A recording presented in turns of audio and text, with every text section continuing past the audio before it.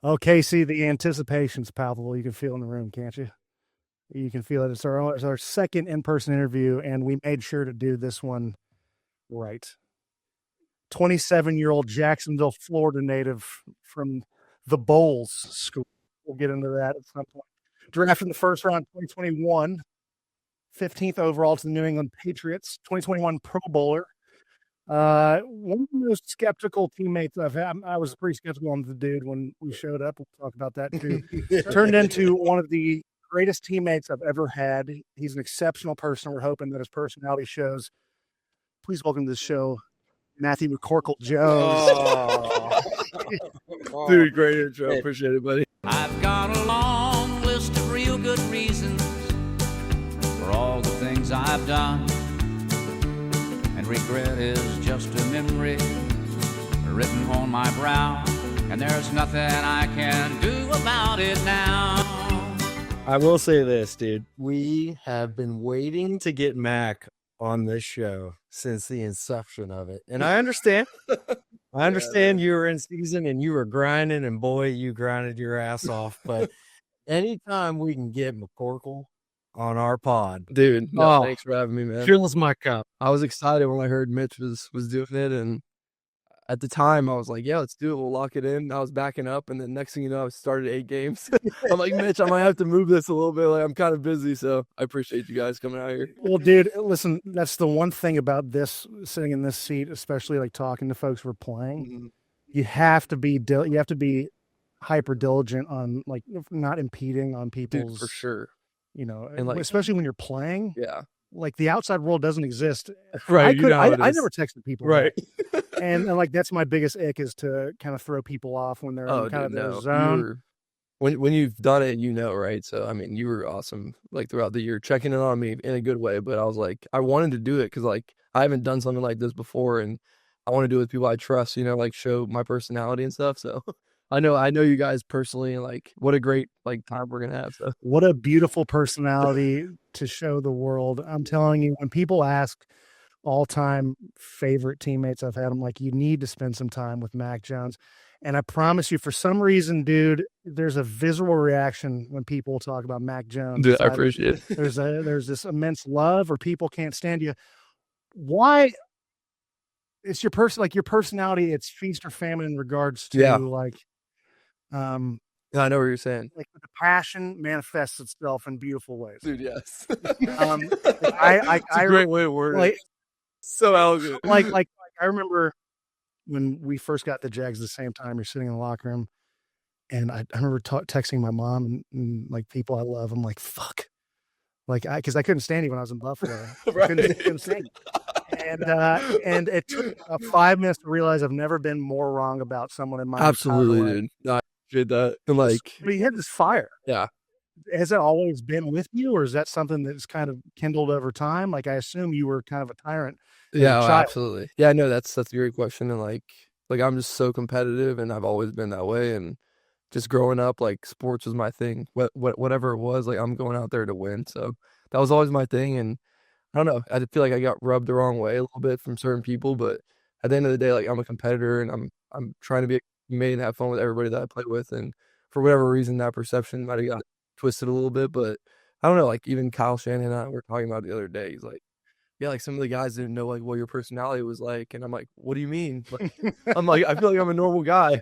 And then 2 weeks later, after I joined in OTAs, Kyle was like, they all came in and said like how wrong they were and like how cool Mac is. And I'm like, I don't know, I didn't do anything. Like, I just showed up and be myself. But I do have that fire, and like it's something that I've learned to tame and like funnel in a good way. And it's been a challenge for me. Like, I hate losing so much. And once I finally, like, even PE class, like, I'm playing dodgeball, and if I get out, I'm like, my day is ruined, right? The teacher's like calling my parents, like, Mac's throwing a fit, causing all these problems. And one thing my dad told me, and I'll never forget, and he's a huge influence in my life, but like, he's like, don't lose that fire, like, just because, you know, your teacher's trying to like tame the room and like make you like be one of the guys or whatever. But I was like, I have this fire, and I'm not like gonna change. So I never have, and I never will. But there's something special about what you have. And I think, you know, a lot of people go in, all right, I'm sitting right now, I'm in the middle, you can't tell, but I got Mitch on one side who would come in into the facility that would just be He's ready to roll, man. just straight business. Right. And I'm not saying you weren't straight business, Of course. but you have a personality that you how many times in Jacksonville you and I would dance on the field? Dude, Every time when we were going, so much every fun. time we were going from individuals, remember We went around dancing. just having a good time. But I think sometimes that like people it may or coaches or fans or whoever it may rub the wrong way. Like, oh, is he even serious about this? No Like, doubt, is he no doubt. like there is not a person on this planet that I've met in my time working in the league that had more competitive pizzazz, I guess, juices, bravado, dude, or whatever. Like, Juice I is a mean, bad one. you were. I mean, I was No, I with you because appreciate I was that. with the quarterbacks. So I was You with were you every day for 6 And months. when it was time, to fucking lock in Yeah. and go, it was all go. When it was time to let your personality and your For freak sure. flag, but that's you, and I can understand how that can rub people the wrong way. Yeah, or but whatever you want to people call that it. don't know you, Yeah, you know, it may be different. no doubt. Oh well, sir. My thing is, you've always had this fire, right? And you're kind of trying to know how to kindle it at times, or how to put it, damper it a bit. Yeah. But it's a superpower if you put it to good Exactly. use, right? And to your preparation to how you play, like you're unapologetically yourself. I think that's one of the greatest attributes in the teammate. For sure. Like in your first 5 years in the league, has it been something that's just kind of a maturation process in that regards, or is Yeah. it still something that like you're working Yeah, on? no, Because for I sure. feel like it seems like this year more than any, Yeah, you felt like you really tapped into kind of that mode where you're able to use that superpower for good. no doubt. Yeah, I think that's like, remember Nelson Aguilar? I played with him my rookie year. He was just like, that is your superpower, is communicating and like being yourself. And that meant a lot to me. Like at first, maybe coming to the league, being on the Patriots, like it is a little bit more of a stiff operation, and they won that way a lot of times. But my personality like started to show a little bit each year. And this year, I do agree. My 5th year, I'm kind of like, not that you don't care, you're just like, I'm just gonna be myself and have fun, because at this point, I know what the NFL is. I played 5 years, started tons of games, like 50 plus games, and for me, it's all about having fun. Like I enjoy the practices and the meetings and the golf simulator when we were in Jacksonville, like playing video games. Like that stuff's fun to me too. Like I love the game, obviously. Like that's what we all do it for. But I think just showing that each year and just progressing. I mean, at first when you're a rookie, everybody's gonna be like a little, you're kind of like looking around, walking on eggshells a little bit. But I feel like I just matured in a way that's helped me a lot. In my 5th year, this year was a lot of fun being here in San Francisco. Like talk about a team that just like has fun with it, and like the vibes, the team meetings. You walk in and they're like playing Gunna and like Lil Wayne, and like you walk in at 8 a.m. You're like, all right, let's start this day off. So I mean, dude, at the time, Brock was starting before Mac made his run, and Mitch and I were texting back and forth because we always followed you and watched your games, and him and I would be texting like back. But he would be the first guy out of the tunnel. with the boom Let's box. go, man. Talk about the boombox boy, Dude, let's do it. nothing. Because I feel like the boombox is something that other teams have adopted. Yeah, But it is synonymous with the San Francisco 49ers. for sure. I feel like they've been in it for the past half decade. Oh yeah, And of course, it's led by the stalwart. I want to talk about Trent Williams, For who, sure. I mean, talk about an immaculate teammate to Dude. have. unreal. But I mean, when I would text this to my friends, I'd be like, "This is the guy that I love." Right. And it also was kind of fun to see, like, hey, man, when I was starting, I did it, and then I kind of heard you talking about, like, as you started, and then you kind Dude, of step back and, 100%. but you were still a part of it. Like, explain first of all how cool that is. Yeah, no doubt. But also, like, that was just your ability to show your personality. I thought it was Yeah. really fun. No, it was awesome. And like, when I was a young player in the league, I'm on the Patriots and I'm watching like Debo and everybody go out and swagged out, like having a good time. KB even this year, obviously. But like watching those guys go out, Trent Williams, like, well, this is kind of cool. I kind of want to experience this one day. And sure enough, I got a chance to. And I said I got invited. I really believe I did get invited. They were kind of like, we need some more swag up here. So I ended up scooting up, and Brian Robinson, like one of the guys I played with at Alabama, one of my good friends, like he was up there. He's like, "Oh man, let's go!" And Trent and everybody. So at that time, I'm like, "Yeah, I'm gonna come out there and bring some swag because that's who I am." I wasn't thinking about it, But then No, when I no, started, no. I was The like, Holy Spirit takes over. 100%. Works through all like these I folks. always have like gotten hyped and danced when the music is provided, right? I'm always gonna be like at some teams I played for, there is no music, but like here they like incorporate that into the like tunnel walk and everything. But yeah, when I started, I was low-key like the Homer Simpson, like into the bush. I was like, Yeah, because you can't switch up, right? You can't 100%. be, But I was like, I think it was just an old habit. Like when you're starting, in my past, just like there was no music in the locker room, and I'm just walking out there like, all right, here we go. But like, and then I was like, wait, I can have fun with this and still be locked in and focused. And remember the Saints game, my first start this year, same thing. Like I'm at the front, we're blasting NBA YoungBoy in New Orleans. This is this vibe, and I think the guys appreciated that. They're like, he's not going to change just because I was second string one week and now I'm starting. Like I'm not going to change, and I believe that. And you shouldn't. No doubt, exactly. I mean, you're you for a Exactly. reason. you were up in the front, but like the guy we talked about who kind of led the charge is perennial Pro Bowl or perennial All Pro. Yeah. Quite arguably the best offensive lineman to ever play the game. 100%. It's got to feel pretty good to have that dude on your blind side. Dude, 100%. And like just going to OTAs and stuff, and like for him to like just watching him work and how he moves and like everything. I knew all about it, but like until you're there, you don't really know. And like I remember he pulled, it might have been like on like a play, he pulled like tackle pull. It was like week 17, but he was moving faster than Christian McCaffrey. And I'm like, this dude's played 17 games and like he's still moving like this. And just watch, and I have appreciation for linemen, obviously, as you know, like Love it. yes, exactly. Like it's just like I always have bonded with linemen, and I don't know, he's just such a vibe. And he was so nice to me when I first came. He didn't know me, and he was like, Right. "Hey, what's up? I'm Trent Williams." I'm like, "Yeah, I know who you are." Well, he seems super accessible for a superstar. Exactly. And that's, I mean, for a guy, I mean, even you're established year 5 coming into the league, like For everyone sure. knows, like there's those guys who are in that upper echelon who No I doubt. assume that even if I'm going in there year 10, I'm going to have some pause approaching the guy who seems Exactly. like super attainable personally if you want to get to know the dude. Yeah, and like the way he just like anybody that he interacts with, like you're saying, is just unbelievable. And same thing, like boombox, everything. I think he was like when he saw me in the front there, he was like, "Yeah, this You got guy's like jacked up that." a little bit. Like I'm always like, "Can I get through a little more?" He's like, I won't take my mom to church. Do you mind if I take Exactly. the car for this? He's got a little bowls in him. "Yeah, exactly." Only chatted with Trent once. He showed up to the Pro Bowl, I think the day of the Pro Bowl. Yeah, He of had something course. going on. And I just kind of went up to him like, I this might be the only opportunity I have to chat with him. So Yeah. I go, hey, Trent, I just want you to know, like, I absolutely adore the way you play the game. Of course, you're going to be a Hall of Famer. I just love the way you approach it. I just love the way you play. Yeah. I think it caught him off guard a little bit, like Right. that much person. And he just looks at me and goes, I love you. Sounds about right. And I was just like, I love you too. And then walked off. I'm just saying, I told him, like, Trent Williams, say, that's Dude, that's awesome. That's pretty sick. Okay, so That's people, sick. we're talking about people in your life that love you. I know your parents have a huge impact Yeah. on you. I was just doing a little research, and it seems like there's quite the tennis background Yes, sir. in your family. Do you ever catch yourself on the clay court?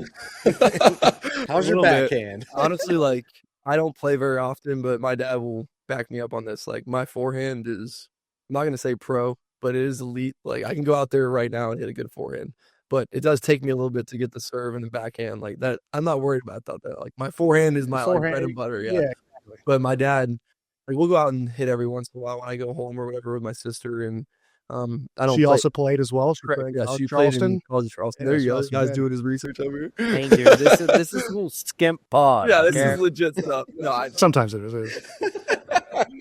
but yeah, she played, and so like growing up, it was my dad and my sister, and I think that helped their relationship. You know, when you have, they're always out there together, and then I was like, well, why can't you include me? You know, so I would go out there and get my ass kicked pretty much every Sunday. But like it was fun to go out there, and I We ended handle up, it really well. of you know, course, I mean, yeah, that's when it all started. A couple of rackets were thrown and broken. I was but- going to say, how many rackets did you break? exactly.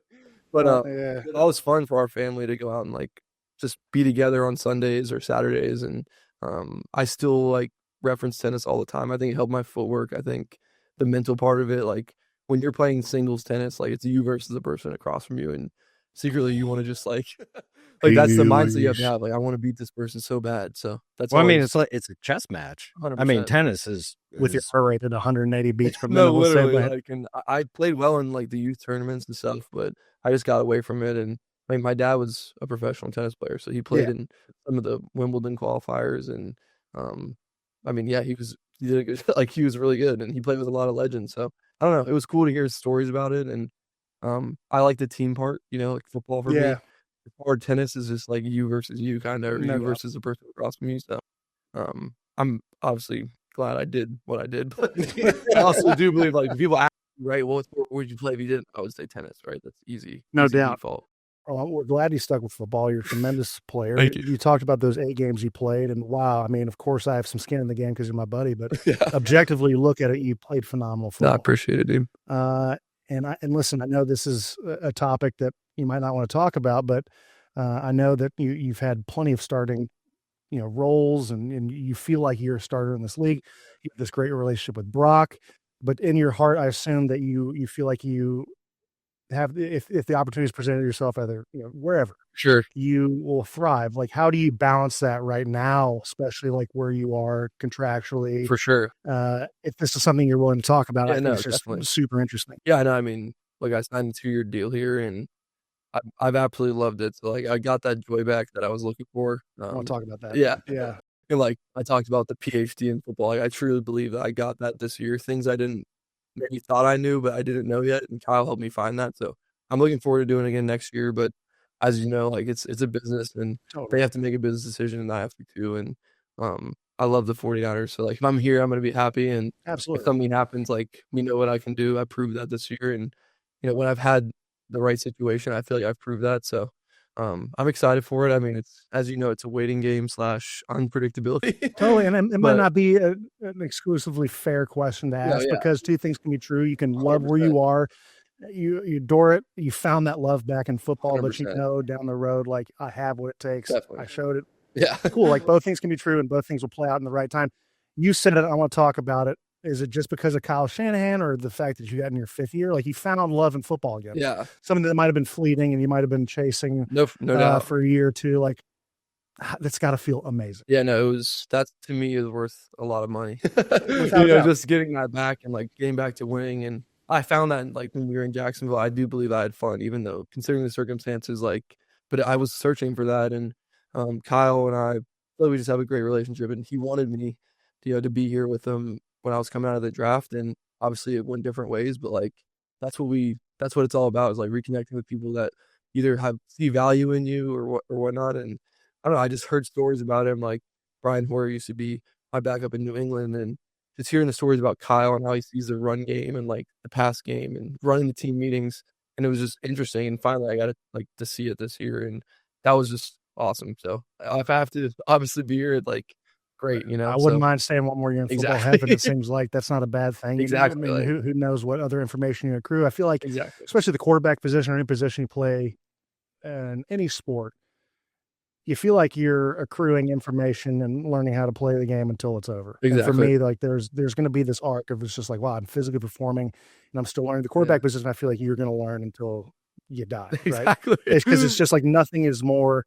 There's no position in sport, I believe, that has to digest more information, work with that on the fly, do more preparation. I could be totally wrong, but I feel like that's a part of your game that you've always thrived in and taken pride in its preparation. Yeah. And like talk about that. Is that something that was instilled by your parents? Because when I show up, like Casey said, grumpy as a goose. Yeah.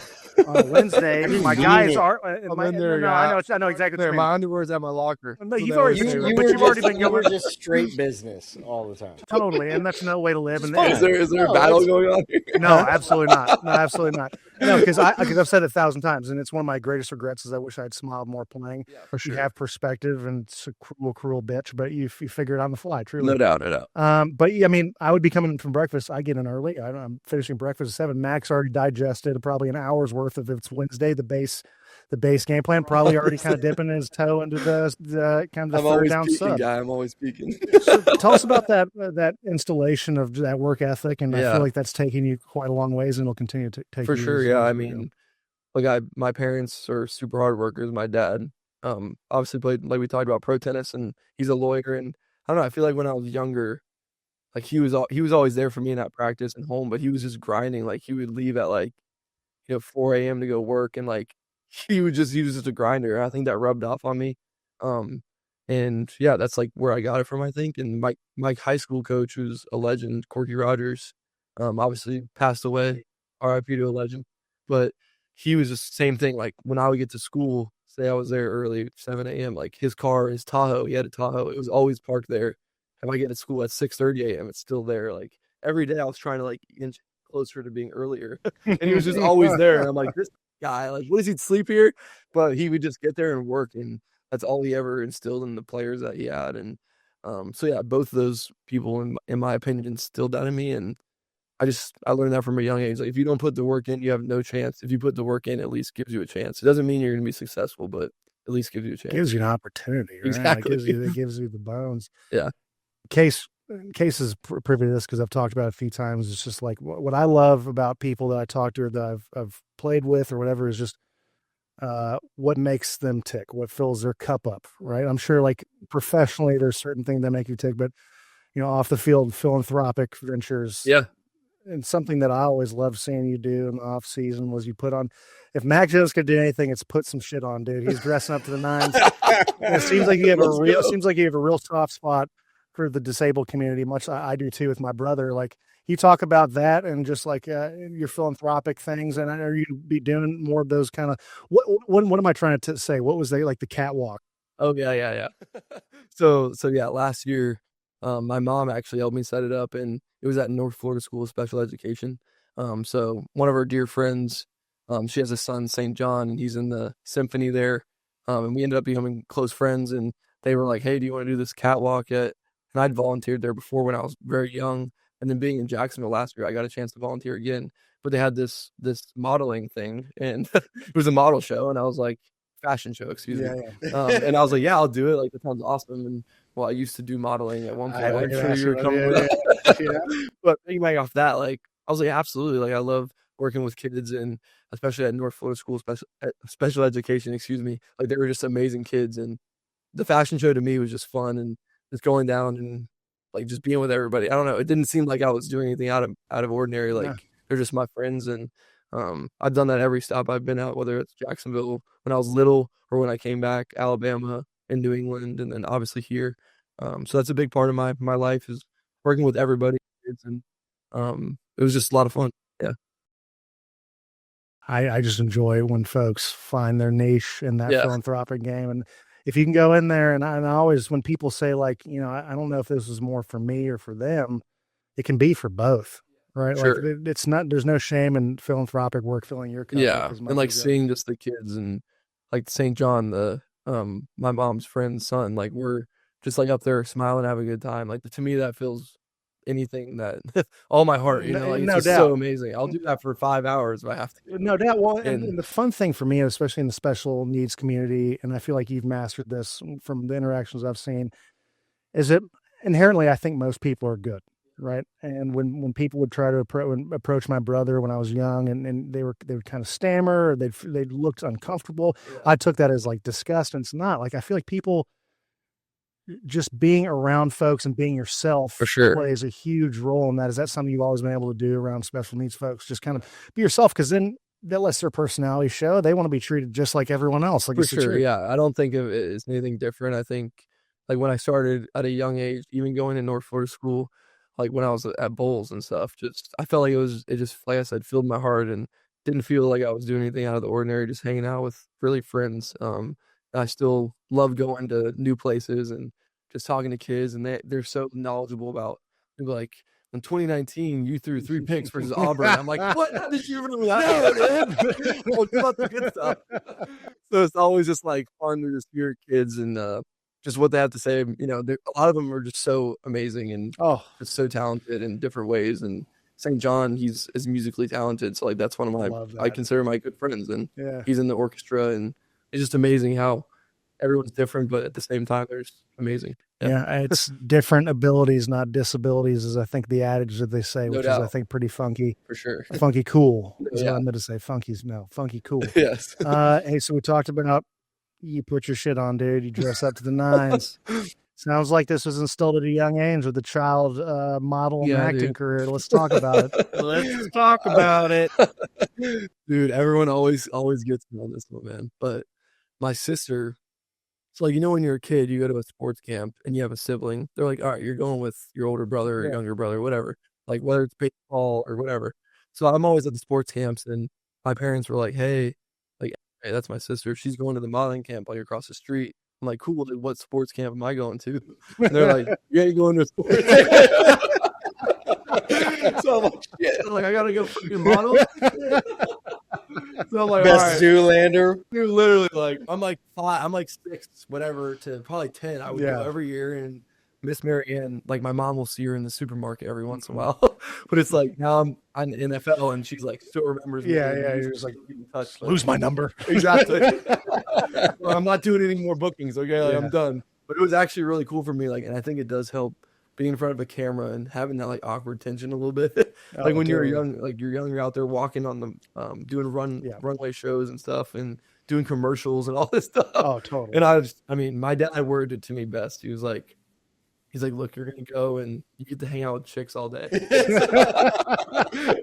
So I'm like, all right, Dad, I got you. I can do that. Pops. I can do that. Sick, Dad. Let's do it. That's cool. So that's how it all started, and I did enjoy it, but to me, it was time for me to move on. Of course. Go to sports. I'm like, let me get back to what I do best. Yeah, that competitive fire. I don't know. You still have a little bit in you. Yeah, with your suit picks. There you go. Yeah. the Mac 10 chain. Oh. Okay, tell us about that. Yeah, Is that there we go. is that real? That is real. So my first year, you know Kendrick Bourne, right? Yeah, of course. So he obviously has all the bling. Guys always dripped out. And I was kind of like, I kind of want one. So we kind of were like messing around about it, whatever. And finally, like I got connected with, it was either his jeweler or one of the jewelers, but that's where my inspiration came from.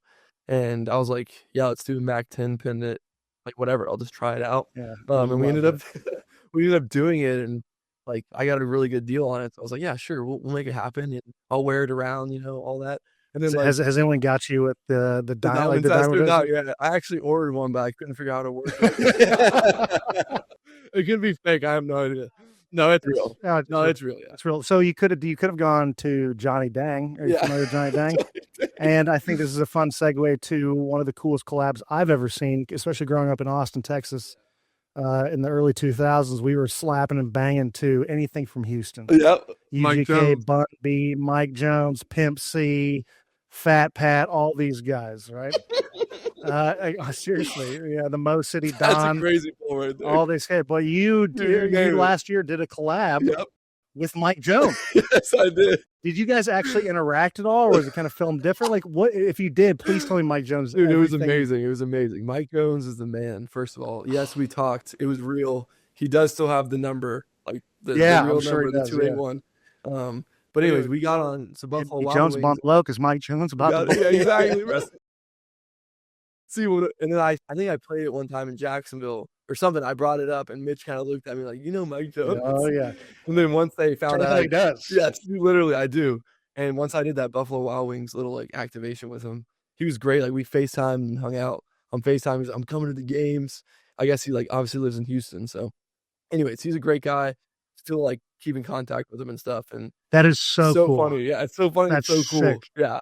And I'm like, everybody like that's what they say. They're like Mac Jones. That's like the best. It literally fits perfect. So I hope he doesn't think I'm like copying him or something. No. I think he actually loves it. He's like, this is great. This is great. So, of course. It's such an easy 1-2. So. Oh, it's I remember almost passing out because all the blood rushed to my Johnson. It was the coolest thing I've ever seen in my entire life. Hey, do you mind if we do a segment by Labatt's? Let's do it. The segment's called Answer the Hard Question. Oh, God. All right, so everyone put your tinfoil hats on. Oh, my God. Everyone put your tinfoil hats on. Segment by Labatt's. I like my drip right now. Yeah. Hey, dude, is there any get your hat off. Is there any validity? It's my hard question. Is there any validity to the EMF? Oh my God! Next to the practice facility, in your opinion? And if so, like, what's the conversations like in the locker room with that? Dude, that is the hardest hitter right now. I mean, that is literally the hottest topic in sports. I feel like, personally, I don't know because I've only been there for less than a year. If you look at actual calendar days, but I don't know, it is kind of funky though. Like that the power plant is right there. Like you can see it. On Fridays, we do a crossbar challenge where the quarterbacks throw a crossbar. I mean, and sometimes the ball hits the crossbar, goes over. I mean, it's in the electric plant. Like Oh wow. Yeah, so it's right there. So that's all I know is that it's close. Yeah. I don't know if they've studied it or not, but I don't I don't feel anything. But I mean, that's a real thing. Like EMF is a real thing, and Totally. your phone and everything, it's real. So I don't know. Like, does the music bug out in y'all's locker room at all? No, But it doesn't. no, it finds a way to. The boombox still rings. Boombox is rolling. Okay, Mike's wait. gonna show up to OTAs this coming season with 10-4 on his. Hey, well done answering that No, question. dude, all good. But I don't have all the answers for you. But I think they are going to look into it and study it, which I am curious to see. Keep it on. It's like Glenny Balls when he has like the outfit on. That's you. Oh, I have another question sponsored by Labatt's. All right, talk to me. It's, can you do me a favor? Sure. I think it's well documented at this point, my affinity for the Bay Area slap god. Charlie, I think it's Charlie Hustle. Charlie Hustle, 40 water, E40. You met him in person. I just get a random text message on a Monday that just said, "Hey, I met E40. I told him about you. Hope you're having a great day." And I'm like, "Hey, more." And then of course he went radio silent. Can you tell me about that experience? Did you feel the presence? Like, what was that like? 100%. He's like a total Bay Area like legend. So like, yeah. obviously I knew about him and listened to his music and stuff. But he comes to all the games. He sits in like, when you play in a stadium and they have the ground suites. Like we have 2 end zones obviously, and they have the ground suites on either side. But he sits right there, and you can see his chain. Like that thing is busting. Oh yeah. The diamonds are real for sure. But anyways, I just dapped him up or whatever, and I think he like follows me on Instagram and stuff. And, No big deal. Dude, and Mitch is like, No big deal. texting me down. I'm like, we gotta get this done. He Dude, just did an literally. event last night. Did you really? Yeah, with Dude, we're gonna Stanford make it guys. happen. My whole goal is Andrew Super Luck. Week E40. When, I guess it'll be after this, but whenever you see this, we're gonna make this happen at some point. Because Mitch is a huge fan. I'm a huge fan too. Yeah, All of out course, the Niners dude. are. We're getting him on the pod. Get him on the The pod. 40. Oh my gosh. Dude, you was literally- I'd probably cry the whole time. He's like, "Hey man, this isn't cool." Dude, no, yeah. But he is a Bay Area legend, and like people around here, obviously because of his music and his support for the team, like I respect him, and what a nice, like, what a great dude. Some lyrics that spoke to me the hardest were Jesus Christ had dreads, so shake 'em. I ain't got none, but I plan on growing some. Imagine all the Hebrews knows going all down, of 'em. passing on top of chariots and turning tight ones. Ugh. You're a real one. You're a real I one. love it. So Dude, maybe we should get you guys on a song you can feature with him or I something. probably did. If he wants me crying in the background, that'd be sick. He's a known crier. He's a known It is crier. true.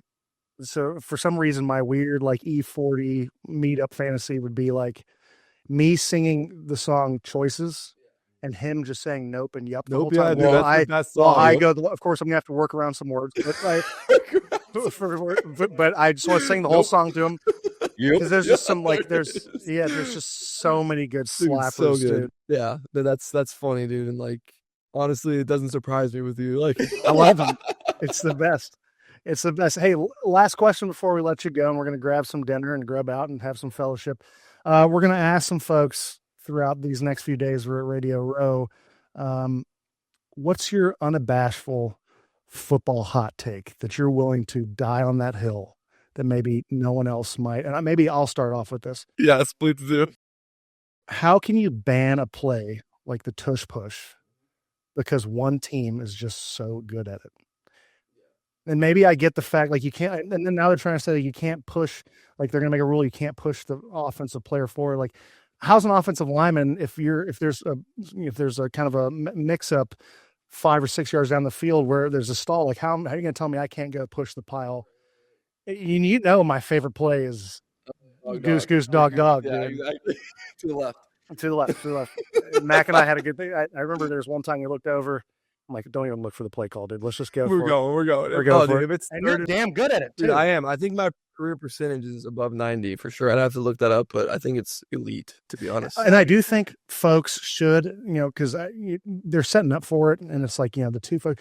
I think it's great if you're gonna have like a 3rd and 1 or 2. You line them up wide. You have like an empty, like a 5, you're setting up for 5-man pro. You make a check, That's what the Broncos did. and you're just going, dude. I don't know why more people don't do that. Dude, 100%.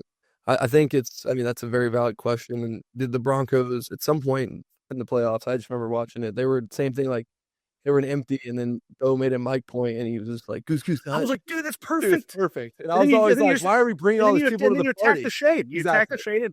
Every Go time. go And left, for go you, through. right? You're a right-hand snapper, correct? Yeah, so I'd like to go left. Yes, but I that's the love that. secret. I actually learned this from Mitch, everybody. I mean, did I tell him or no? He's retired now. At It this doesn't point, matter. yeah. I almost always exclude the left because Mitch told me when you snap the ball as a right-handed center, you pull it to the left naturally. And that's where you get your offhand up.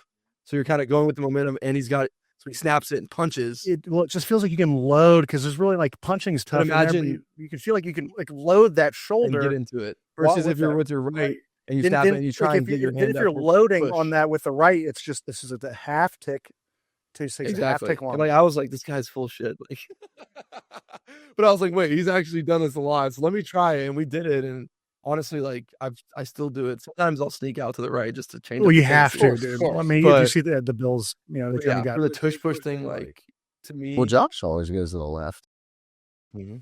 top secret info. But yeah, I mean, like to me, like I would put in so many. If I was a coordinator, I'd put in so many plays off of that to mess with people, and like I don't know. That's where my mind goes with it. I'm not worried about stopping that play. I'm worried about stopping the next play. Mac and- Jones, the coach, one day. Maybe we'll see. You got it written all over your Dude, felt. 100%. And like Kyle this year, we had some stuff that we were working on with that same thing. And I don't know, it's just so cool to see how people's minds work. Everyone's different. Some coaches are like, we're doing the tush push no matter what. Some people are like, all right, let's change it up. And I would be a guy that changes it up. Like, Have to. I be. mean, we had that conversation too, like when they were trying to ban the tush push. Yeah. And like, so the rest of the league is trying to ban a tush push because one team is very good at it. exactly. So, yeah, like I think it's everybody else in the league. You have the ability to do it. No doubt. There's just one team that has perfected it. So, Well, Yeah. and it showed there's some kinks in the armor this year. Like No doubt. there was not the conversion rate on No, dog no, or it was QB not, sneak. I always like the dog on like even second down and 1 or something when they're not expecting it and they're 4 down, so you can get the A-apps. Like, you know what I'm saying? that first down, dude. Dude, that crispy I'll first. block or I'll quarterback sneak for 3 yards on 2nd and 3. Like if I have the ability to audible and stuff. But Here's a question for you, since before you answer your question, there's sometimes where a QB can sneak through yes, and get like some yard. Yeah. Talk about your mindset when you're like, oh, I'm not getting tackled. Is there a few times you're just like, what's that feel? So- It's got to be one of the greatest feelings. oh, where it's your dog is just gonna amazing go, but scary at the same time. Actually, when we played Buffalo 21, that game where I only threw 3 passes. Fuck you. That wasn't my idea, by the way. It works. But long dude, it story works. short, like it was whatever, 3rd and 1, 4th and 1. I snuck it and I got like 7 yards. Like I looked at, they were like after the game, you got 7 yards on that. But I broke my, so when I got through, like I'm thinking I'm gonna get Yeah. 2 yards, so I crossed my arm up, Oh, I got and I think smoked. like Milano or somebody nailed my hand. So I literally broke my finger, my thumb, like right here in half, pretty much. Yeah, and I'm like, well, okay, maybe I'll just jog and get down, and quarterback sneak and get down. But I don't know. I think there's more yards out there. Like you could run that on 1st and 10 and get 7 yards, but people don't do it. You So could, maybe we dude. should start doing that. Dude, if I was a coach, we'd have first day install First, exclusive, dude. Do you have a football hot take or anything that you feel like? I don't know if I have a football hot take. If you have any more you want to talk about, I'm always down to talk about. Well, no. So then maybe I'll pivot the question. You've had a few teammates, through your 5 years. Ask this question: what's the greatest attribute a teammate can have that folks might not think about, and what's the least desirable, thing to have as a teammate that folks might not think about? Yeah, I think, to be honest, the best thing is obviously this easy answer, but it's trust, right? Like, if I don't trust the person, they don't trust me back, it'll never work. No matter how good that player is or how good I am, whatever, like, or how bad you are. Like, you have to trust that we're going to do it on the same page. Like, it doesn't matter what the situation is. Like, every teammate that I've gotten along with has been trust. And then bad ones is just like when things don't go your way. Like, I want to see, and I've struggled with that too.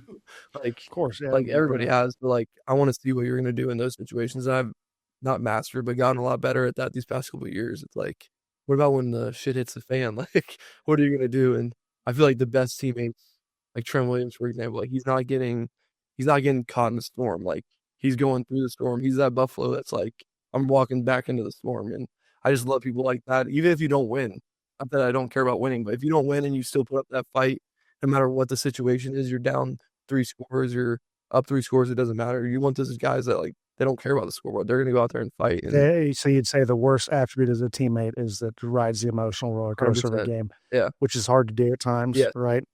It's a skill some people have, some people learn. yeah, and it takes honestly Well, a Trent long time. played to what master. 200 and some games too, so he's probably mastered that over Exactly. time. And we have multiple guys like playing with Christian and George and Brock. Like those guys have been in big games, and to watch them. And so I told the young guys this year, I'm like, you got Hall of Fame people in front of you. Like this is what you need to learn from. Not only when it's good, but when we're not doing so good or there's injuries and everything's not really going your way. So I mean, I know it's cliche and it's like fucking coach talk or whatever, but like the guys have to buy in. Yeah. You know, like there's so many people, there's so many fans, there's so many whatever, like, oh, some of these guys are just here for their paycheck and whatever, you know, like, or like a lot of them don't know what you go through to do what you do, but Definitely. like, you know, the guys that actually buy in, like, Yeah. I love this game, for sure. and Not what it every brings me, just the game itself. exactly, like every snap, I'm Yeah. gonna do what it takes Yeah, for us to win, for sure. and that's And you you can know. identify, like, right away when that happens, like who those guys are. And I don't know, it just you learn about it every Yeah. year because sometimes like you're doing really well in the year and everything's cool, right? But what about when you get hit in the mouth a little bit? It's like, Well, I mean, I think that goes into the trust thing too, because For you'll sure. find out very quickly 100%. who the guys are that are like, well, I don't want to go. I don't want Right. to go across the middle again and get my mouth busted. dude, Like, definitely like looking for like outs instead of ins. Like you Yeah. want guys that are all in no matter what. You know? Yeah. I'll tell you a guy who was all in from the jump is McCorkle Jones. No. Hey, Mac, is there anything you got coming up here in the next few days, weeks, months that you want the people to know about? No, I mean, just got Super Bowl this week. Yeah. A lot of activations, a lot of fun stuff, a lot of camps, all that stuff. So Yeah. appearances, it'll be fun. But not anything crazy. No. A lot of runway walks. We'll see. I don't have one on the books yet. We'll but- do one tonight when we leave dinner. 100%. But no, I'm gonna enjoy the off season, but also I'm looking forward to next year, like year 6. Pretty cool. Like obviously when you're a kid, you're like, I hope I play that long. No doubt. And that's my goal, is to make it another year and hopefully dominate and have fun with it like I always do. Dude, Casey, a guy we've Sir. been itching to get on this podcast from the jump. We Fired. finally got him. I mean, my cup is full. My cup. My Labatt's cup is full. It's so full. Mac Jones, cheers to you, my friend. We can't wait to see you continue to kill it in your career, to just continue to blossom, my friend. You have good things going for you, and it starts with just you being a good dude. Dude, thank you, bro. We appreciate you, Mac, for jumping on the show. This is Monday Mornings with Mitch. We forgot to say it at the beginning, and we hope to see you guys Added back in. hit the like, subscribe button. We have not said that yet. We can use all the help we can get. That's Mac Jones, everyone. All See right. you next time, boys. Thanks, And Mac. ladies. Thank you, Cheers. brother. That was fun, man. There's nothing I can do about it now.